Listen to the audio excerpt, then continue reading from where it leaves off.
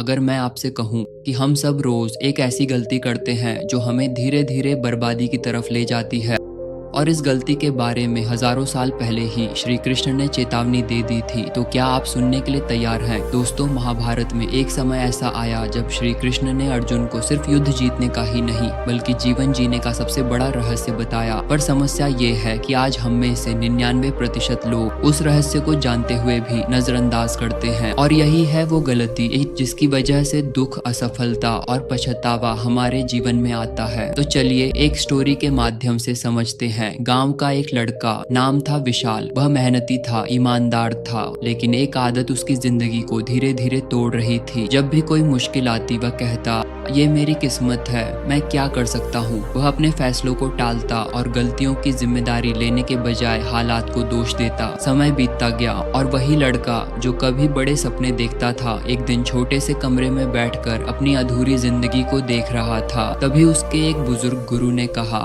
विशाल, क्या तुम जानते हो, तुम्हारी ये हालत तुम्हारी मेहनत की कमी से नहीं बल्कि सोच की गलती से है। भगवत गीता के अध्याय 2 श्लोक 47 में श्री कृष्ण अर्जुन से कहते हैं, कर्मण्येवाधिकारस्ते मा फलेषु कदाचन। तुम्हारा अधिकार सिर्फ कर्म करने में है, इन फल पर नहीं। आकृति ये सिर्फ युद्ध के लिए नहीं था, ये जीवन के हर क्षेत्र के लिए है। गलती जो हर इंसान करता है वो है फल की चिंता में फंसकर कर्म को भूल जाना। हम मेहनत करने से पहले ही हार मान लेते हैं, क्योंकि हम सोचते हैं अगर न हुआ तो। यही डर हमें मौका मिलने से पहले ही पीछे हटा देता है। सोचिए, अगर अर्जुन भी युद्ध से पहले हार मान लेता तो महाभारत का इतिहास ही बदल जाता। हम भी अपनी जिंदगी में छोटे छोटे युद्ध लड़ रहे हैं, और इसे दर्शक